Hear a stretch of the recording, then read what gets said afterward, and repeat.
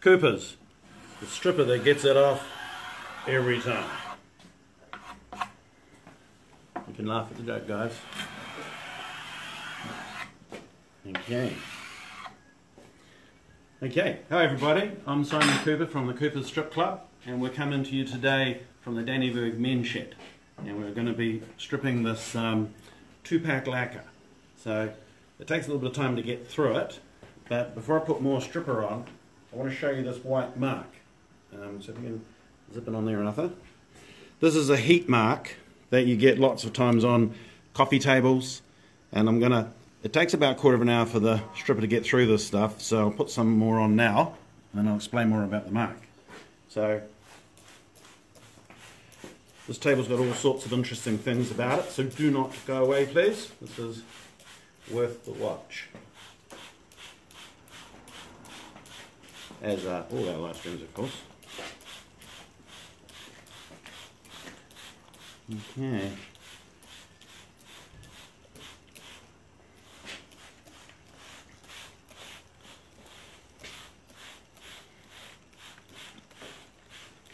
Okay, so that's stripper on and going. Anything you can see through we call a varnish. It's just a phrase for a see-through finish. In fact, what this one is a 2-pack lacquer, which is, most people know, it's where you get a part A and a part B, mix it together, mix it up and spray it on. And it sets pretty much like concrete or glass, and a normal stripper just won't even look at it. Our product will go through it.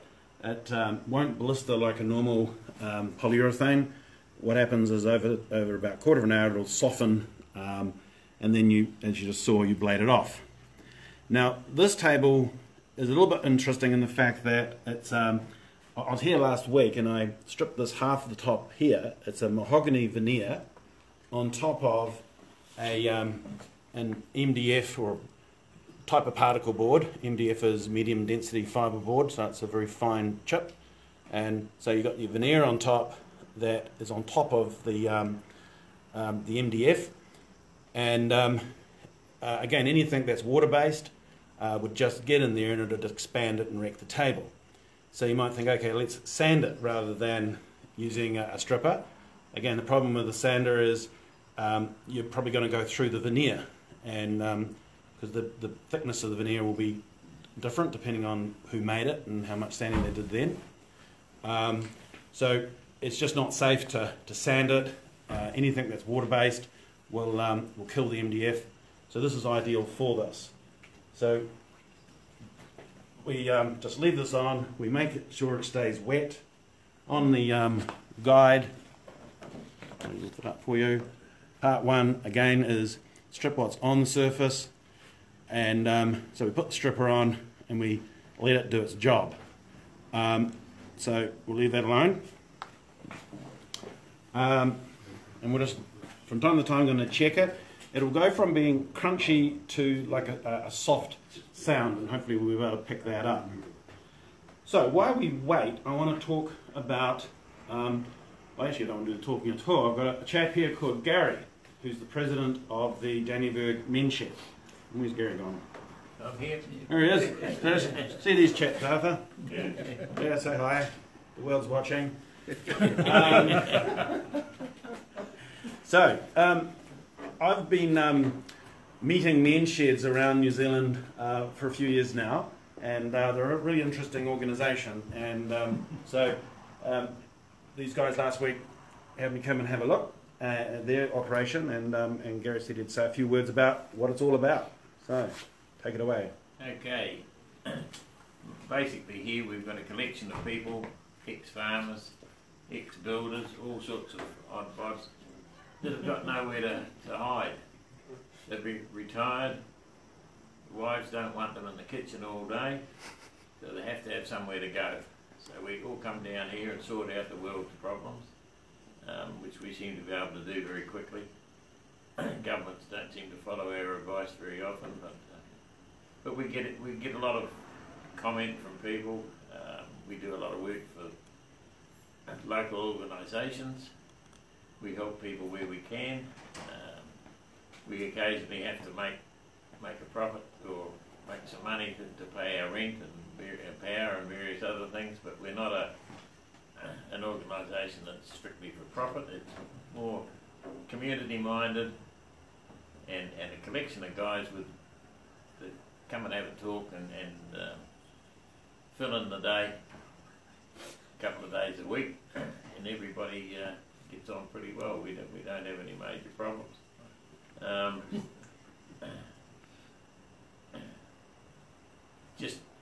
It's a good organisation to belong to.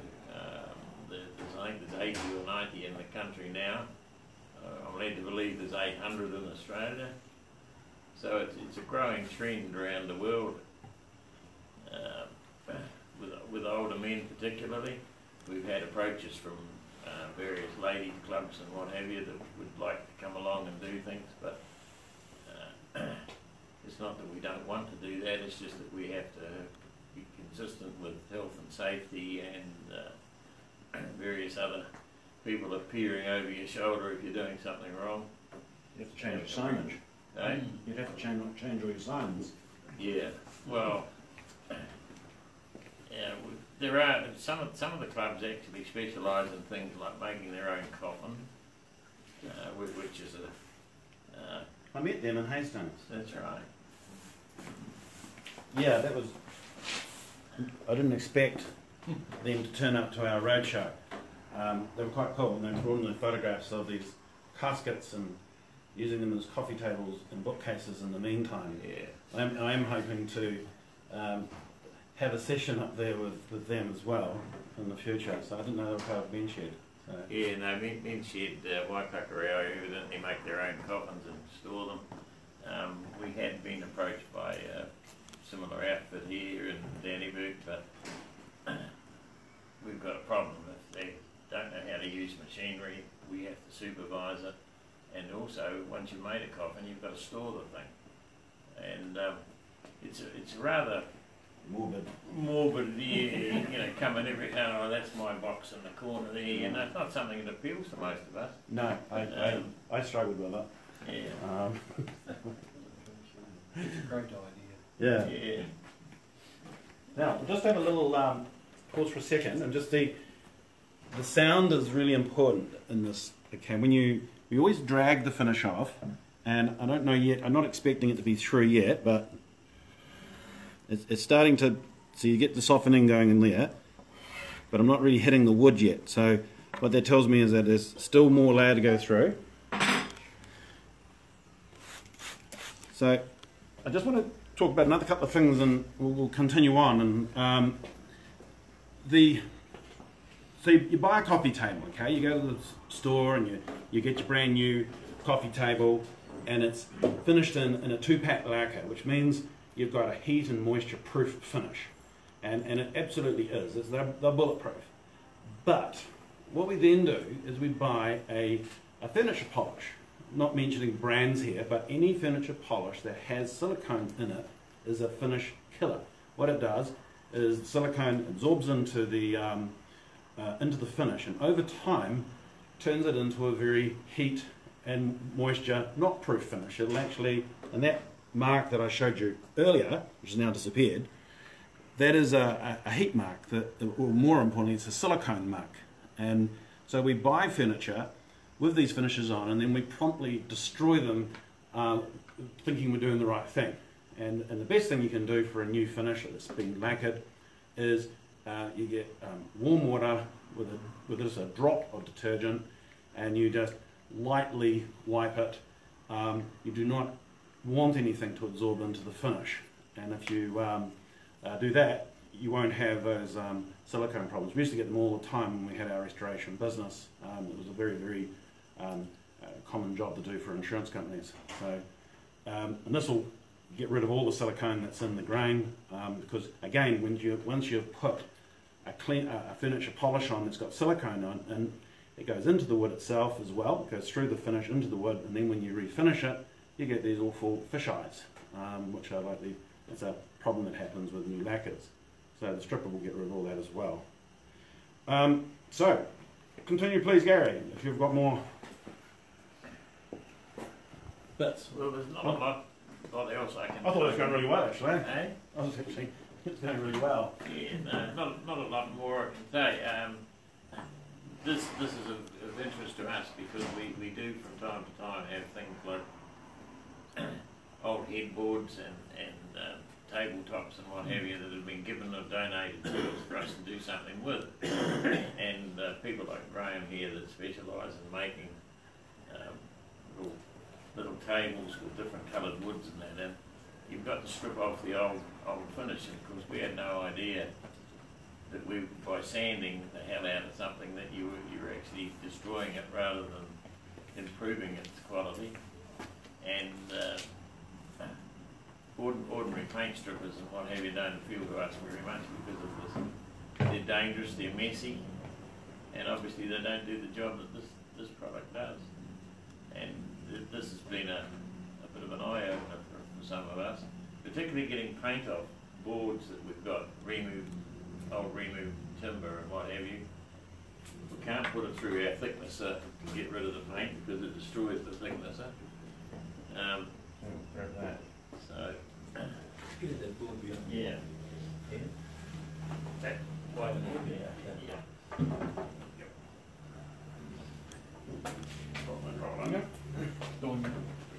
Yeah, this was remove.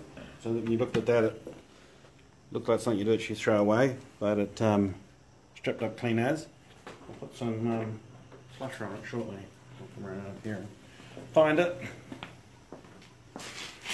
When we put our rinse on it, the flusher, it gives you the colour it would be with a new finish on. So that was pretty instantaneous, that one. So that was all good.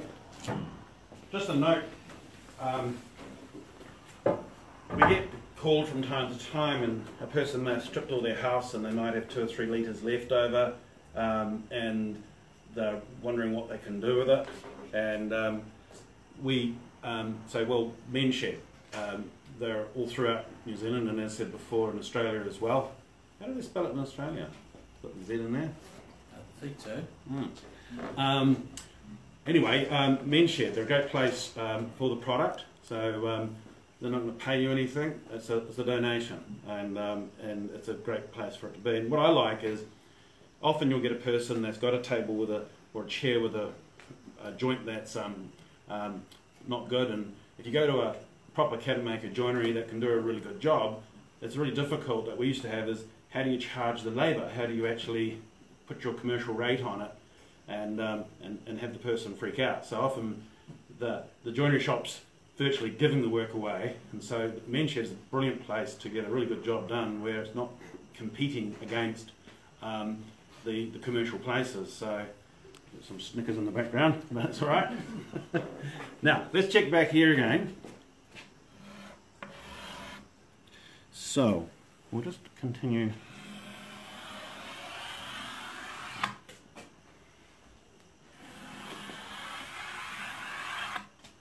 So it's sort of there, maybe an extra 5 minutes would be slightly better for it. You should hear the sound, it's more of a whoosh or a smoosh or whatever you want to call it. If you do it too early, it's a real sort of metallic sound if you're doing it too early.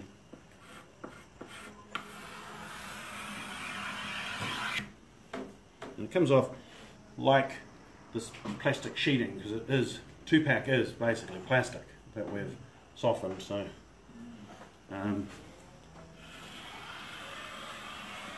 if I was to use a trowel like this, like a putty knife, it would tend just to slip straight over the top in that case, of course.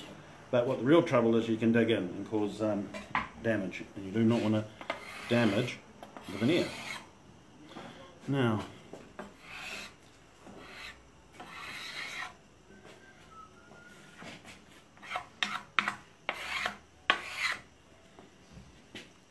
the edge in a sec.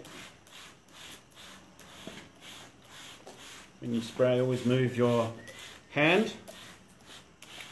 I recently did a video on the correct use of a trigger. It will be on our website shortly in the tutorial section. So that's that part there. Now, over here, Arthur. So this MDF, you've got to be light-handed. It's a half round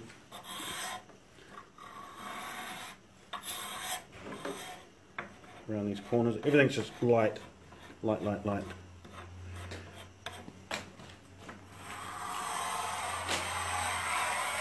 So the same as every time we do it, there's a logic to our system. We have this claim of no sanding, and it's the same old thing, and that is the person that made it sanded it for us. And we're just reusing the sanding.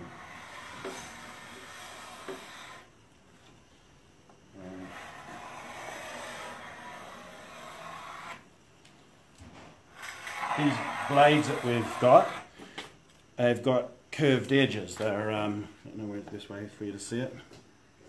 Right there. It's not a flat edge.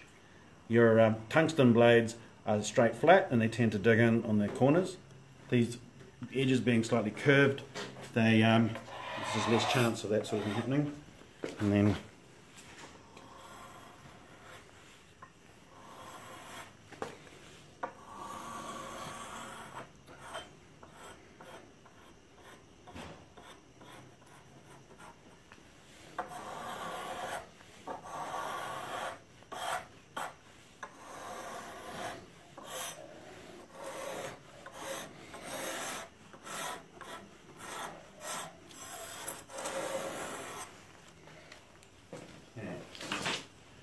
some more on the edge as well. So again, I said before, the stripper will do no damage to the these composite boards like hardboard, particle board, MDF, all those plywoods. Won't do anything to the veneer itself on top. So now down here, I think you'll be able to see it's popping up. It's like it's got goosebumps, and that's the stain, everything in the veneer coming up. So let's give this a couple of minutes. We're going to go to poke our nose in a couple of other sheds. So who's going to take us for a quick tour?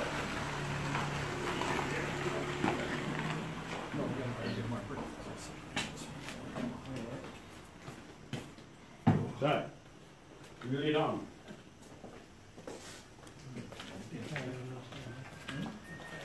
Yeah.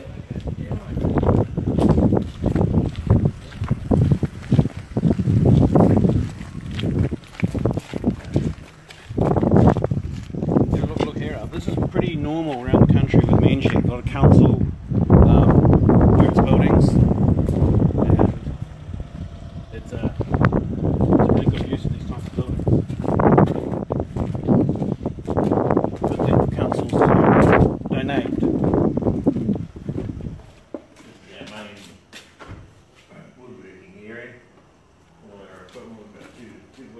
Here in the drill presses. We're rebuilding this for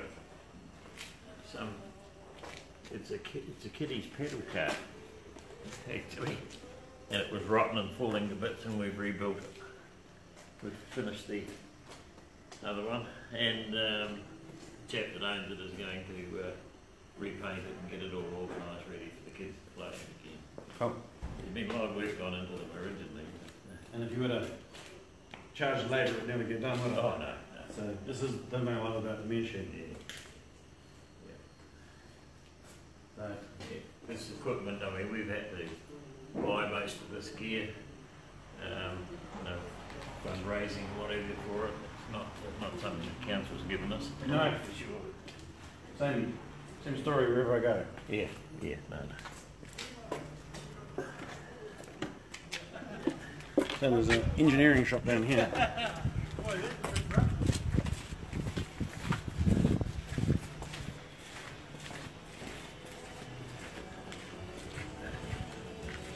Restorations of bikes and ride-on mowers and bits and pieces. We bought the lathe from the high school when they got new ones. I think we got it for $300 or something. Cool. They were going to get it, which is there's nothing wrong with it as far as we're concerned, but they wanted a later model one. We've got no MIG welders and whatever. Of course, a lot of your people got that talent from during their work classes and things. Yeah. And we've got a chap that comes in who's visibly rebuilding old cars. Oh, cool. Like an old Riley, and he's got a, which is wooden frame, Yep. covered in canvas and whatever, and he's rebuilding a British Bedford truck. About a 1920 model, and it's all wood, you know, from the chassis upwards. Yep. He's building it bit by bit by bit. He comes down and cuts a piece of timber. And I saw some airplanes recently Yeah. with all that yeah, canvas. it's quite incredible what a lot of it's done. Over here was where that was all open, that shed on the end, we built all the wall and covered it in so that we had some use out of it. That's storing timber and bigger jobs. Oh well, we'll finish the table off. Yep. Do that, lovely space. There's more fun than doing it here anyway, isn't it? Oh yeah.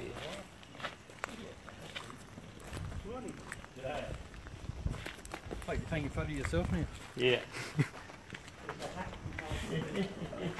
How's the film start? He's doing well, he's natural.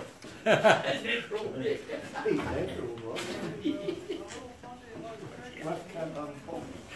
that's the stuff. Stripping donations will be pouring in.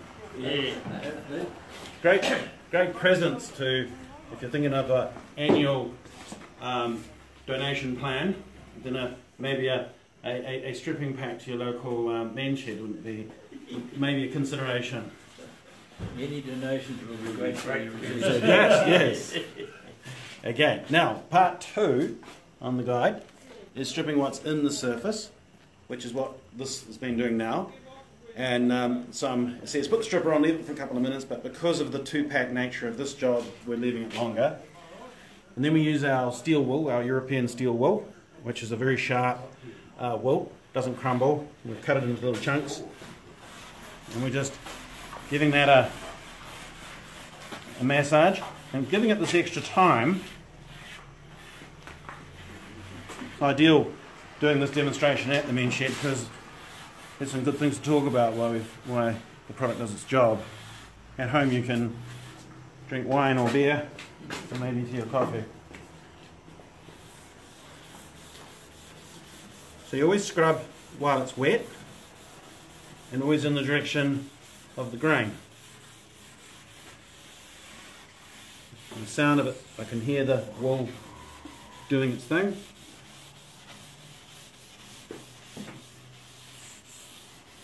So on a job like this, most of it is actually just waiting for the product to do its job.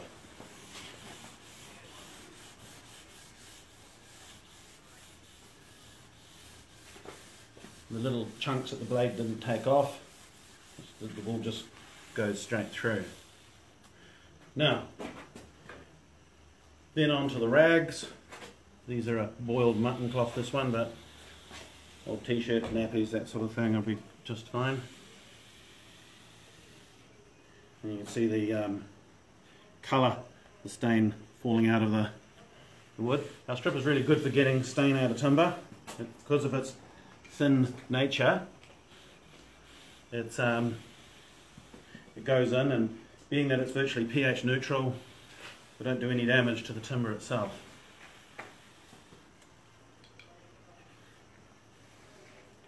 John, there's going to be a lady out here looking for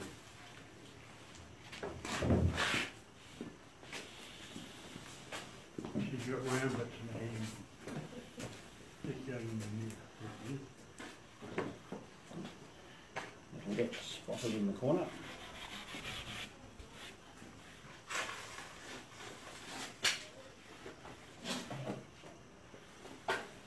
Okay, then to the last part, number 3 on the brochure there, another thing, the guide, is flush the surface clean. And you'll see down the left hand column it's got spray, scrub, spray, wipe. And so we go to our blue liquid. This is our flusher, and so what I do is I hold my rag here and I use this pad. This is we call a grit embedded pad. It's it's a nylon pad, but it's got grits that are actually embedded into it. And as I said earlier, the person that made this table sanded it, and the little grits go into the sanding that's already there. So we're not resanding it at this point. We're just, the little grits get into the little scratches that were left there by the original sander and sweep it clean. The flush is a paraffin-based spirit, and it's relatively slow drying compared to, or it's longer drying than if you're using meths or thinners. If you're using lacquer type thinners, all you're going to get is some amazingly stench other stuff. The flusher smells a little bit like candles.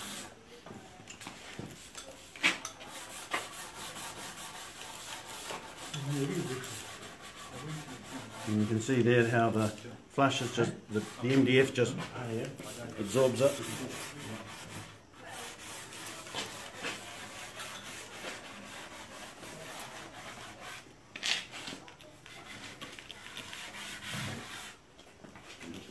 Give this a puff so it all joins together.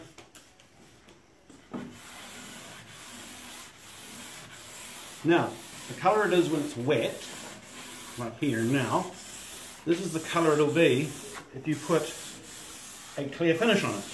So if you were to put we're in Dannyburg, so I suppose here you should use Danish oil. Thought about that coming to town this morning. But whatever you use on it, this wet colour is the colour it's going to be. So if you wanted more colour in it, more stain or whatever, then you would add that into it. But this is Sapelli mahogany, and it's looks pretty good as it is to me, but that's in the eye of the beholder.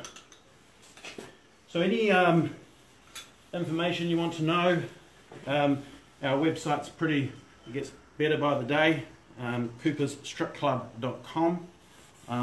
Just go on there, you can see our products in the online shop, you see our suppliers, all those sort of things.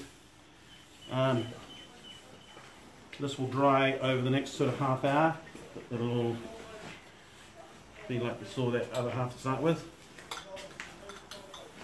And that's it. So, thanks guys for having me here, and we'll be back tomorrow, not here but somewhere else at the same time. So remember, if you want to share this with anyone around the world, our products are air freighted worldwide, and so no one can escape us. So good one, cheers, and see you tomorrow.